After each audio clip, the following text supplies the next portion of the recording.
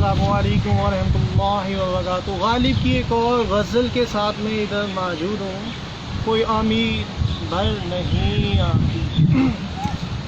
بہت ہی اچھی، اور غالب کے کلام میں جو سب سے زیادہ بہترین مجھے نظر آتی ہے وہ بڑا اچھا مفہوم لکھا ہوا ہے۔ کوئی امید بھر نہیں آتی، کوئی امید بھر نہیں آتی، کوئی صورت نظر نہیں آتی، کوئی صورت نظر نہیں آتی، موت کا ایک دن معین ہے، موت کا ایک دن معین ہے، نیند کیوں رات بھر نہیں آتی، آگے آتی تھی حال دل پہ ہنسی،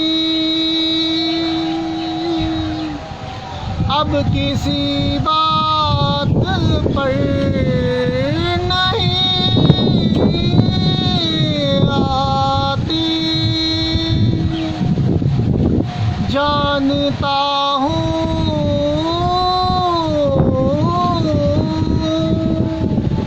ثواب طاعت کو ہے، پر طبیعت ادھر نہیں آتی، ہے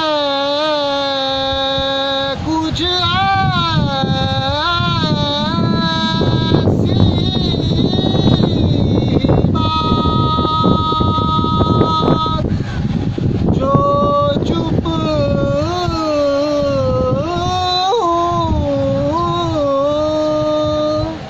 ہے، ایسی بات جو چپ ورنہ کیا بات کر نہیں آتی، کیوں نہ چیخوں، کیوں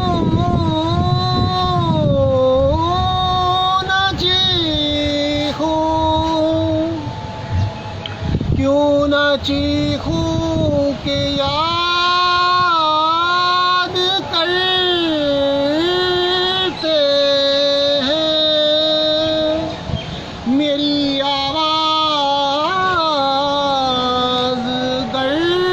نہیں آتی، داغ دل گر نظر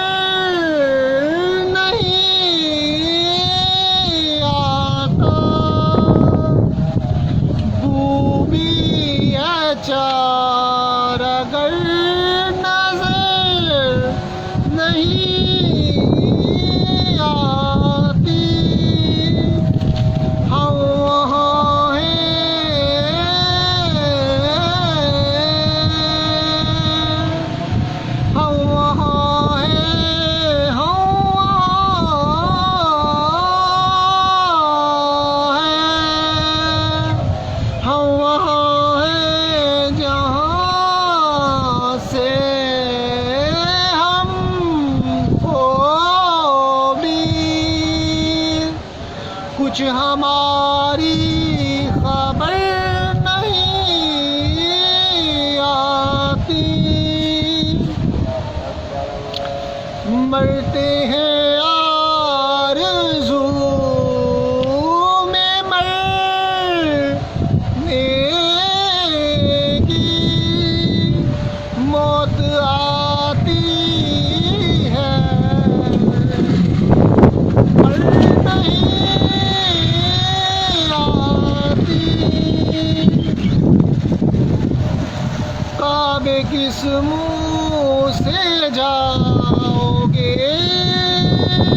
غالب، کعبے کعبے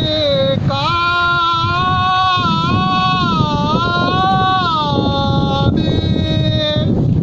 کعبے کس منہ سے جاؤ گے غالب، شام تم کو مگر نہیں آتی، کوئی امید بر نہیں آتی، کوئی صورت نظر نہیں آتی۔ یہ تھی آج کی غالب کی غزل۔ غالب اب اس عشق کے سمندر میں غوطے کھا رہا ہے، اب ابتدائی مراحل سے گزر کے اب اس کی کشتی جو ہے مہندار میں پھنس چکی ہوئی ہے، اور کوئی اسے امین نظر نہیں آ رہی کہ محبوبہ اس بے پرواہ، کبھی اس کو بت کافر کہتا ہے، کبھی اس کو نمرود کی خدائی سے تشبیہ دیتا ہے کہ بندگی میں اس کا بھلا نہ ہوا، اور کبھی کچھ بات وہاں پہ جا کے کٹتی ہے، کوئی کہے وہ کہے، کوئی سنا کرے کوئی، تو اس طرح عجیب سی غالب اپنی بے حجانی کفیات بیان کرتا ہے، اور غالب کو کوئی امید نظر نہیں آ رہی کہ اس کا عشق کا کیا حال ہوگا، اس کی منزل کیا اس کو ملے گی یا نہیں۔ غالب کہتے ہیں کہ اگرچہ کسی بے چینی کی وجہ سے، درد کی وجہ سے انسان کی نیند بھی چھوٹ جاتی ہے اور انسان میں عجیب سی کیفیت ہوتی ہے، تو غالب کہتے ہیں میں لمحہ بلمحہ عشق میں تڑپ تڑپ کے مر رہا ہوں، تو ٹھیک ہے ایک دن انسان نے مرنا ہی ہے، مگر مجھے نیند کیوں نہیں آتی تاکہ میں تازگی کے ساتھ پھر اپو تازگی اور ایک اچھے جذبات کے ساتھ محبوبہ کی یاد میں دوبارہ سے تڑپ سکوں، تو نیند مجھے کیوں نہیں آتی؟ ٹھیک ہے اس کی یاد میں تڑپ تڑپ کے تو مر رہا ہوں، تو مگر یہ نیند جو ہے نا وہ تو آنی چاہیے نا، اور کسی چیز کا خوف بے چینی انسان کی نیند کو بھگا دیتی ہے، یہ ایک قدرتی فطری عمل ہوتا ہے۔ غالب کہتے ہیں جب شروع میں جب عشق ہوا تو میں حیران ہو رہا تھا کہ میں کس طرف جا رہا ہوں، مجھے اپنے آپ پہ ہنسی آ رہی تھی کہ میرے میں کیا تبدیلیاں ہونے جا رہی ہیں، کہ میں تو بے نیاز تھا دنیا سے، اس ہستی کی طرف بڑھ رہا تھا جو میرے لیے انجان ہے، اور پھر اب کو اس کی پرستش میں تشریف کرتی ہے، اور اس کے مجازی کفیت غالب پہ طاری ہو جاتی ہے، اور یہ اس طرح کی غالب کہتے ہیں جانتا ہوں کہ عبادت کرنا بڑی اچھی چیز ہے اور اس سے ثواب ملتا ہے، مگر میری طبیعت جو ہے نا اس طرف مائل نہیں ہے، کیونکہ میں عشق حقیقی کا مسافر نہیں، عشق مجازی، اور ہر وقت میں محبوبہ کی یاد میں تڑپ تڑپ کے اپنی جان ہلکان کر رہا ہوں، اور کھانا پینا اور نب چھونا تک پیارا سے بھی پیچھے رہ گیا ہوں، تو میں کیسے تو اب وہ محبوبہ ہی میرے دل میں بسی ہوئی ہے، تو لہٰذا میں خدا کی طرف مائل نہیں ہو سکتا۔ خدا بھی یک رنگی کو پسند کرتا ہے، اپنی یاد سے کر کے پرے تصور یاد دیتا ہے، مجنون دیوانہ ہو جاتا ہے انسان، تو شریعت بھی اٹھا لیتا ہے اللہ تعالیٰ کی ذات پاک، اور وہاں پہ اللہ تعالیٰ کے احکامات بھی نافذ نہیں ہوتے، کیونکہ وہ ذات یک رنگی اور نظر کی صفائی کی وجہ سے اس قدر انمول ہو چکی ہوتی ہے کہ وہ زندگی کی ظاہری آسائشوں کی طرف نہیں دیکھتی، اور دنیا دار تو اپنی سازشیں دیکھتے ہوئے حدیں پھلانگتے ہیں، خدا کی نافرمانی کرتے ہیں، جبکہ ایک اس کی مجازی کا مسافر جب اس مقام پہ پہنچ جاتا ہے تو اللہ شریعت بھی اٹھا دیتا ہے، اور اللہ تعالیٰ اپنے احکامات اس پہ نافذ نہیں کرتا، ساری چیزیں اٹھا دیتا ہے، تو پھر وہ ایک کیونکہ مجرا دعانہ جو ہوتا ہے اس پہ شریعت نافذ نہیں ہوتی، مگر کیونکہ اس کی پکیزگی کی وجہ سے، مجرا دیوانہ کی وجہ سے، اور وہ حرص لالچ ختم ہونے کی وجہ سے، یا رنگی اس قدر ہونے کی وجہ سے کہ وہ اپنی ہر چیز قربان کر رہا ہے، تو اللہ تعالیٰ عشق کو پھر یہ ظاہری مجذوب جو مجنو ہوتی ہیں اس کی طرف دیکھتے ہوئے جو بڑے رایا کار بازگزار ہوتے ہیں ان کو یہ انمول لیسن ہوتے ہیں کہ دیکھیں انہوں نے ہستی تو مٹائی ہے، تو بھی اللہ کی راہ میں اس میں جو دعوے کرنے والے وہ بھی اپنی ہستی کو مٹا کے اللہ کی ذات کو ہسپتال لیں گے، اس کا مطلب بتا سکتے ہیں آپ۔ خالی کہتے ہیں کچھ ایسی بات جو چکو میں کیا بات کرنی آتی، خالی کہتے ہیں کہ اور ہمارے بھی جو ہے وہ کافی کا شکار ہے، کیا فائدہ کہ وہ تو خدشات کا شکار ہے، تو بات کرنے سے بھی کوئی بات بنتی نظر نہیں آتی، تو اسی لیے میں چپ ہوں کہ جب وہ اس مقام پہ نہیں پہنچ سکی تو بجلی کی وجہ سے اس مقام پہ نہیں پہنچ سکی جہاں پہ دو شخصیات جو ہیں وہ کسی کے اب غالب کو ہر وقت کسی محبوبہ کی یاد میں کھڑا رہتا ہے تو اسے ایسا لگتا ہے جیسے اسے محبوبہ یاد کر رہی ہے، اسی لیے کہتا ہے کہ کیوں نہ چیخوں پھر یاد کرتے ہیں، میری آواز گر نہیں آتی، اور غالب کہتا ہے میں اگر چیخنا چاہتا ہوں مگر چیختا نہیں ہوں، مگر جو بے قراری اٹھتی ہے اور درد اٹھتی ہے اور جو میں عجیب سے تفسانے تراشتا ہوں اپنی غزلیات کی عجیب سی بات ہوتی ہے، تاں کے دل غیر نظر نہیں آتا، وہ بھی تاں کے دل واقعی نظر نہیں آتا کہ کیسے نظر آئے گا، تو وہ بھی اچانک نظر نہیں آتی، تو غالب کہتے ہیں کہ وہ بھی تو چاہیے نا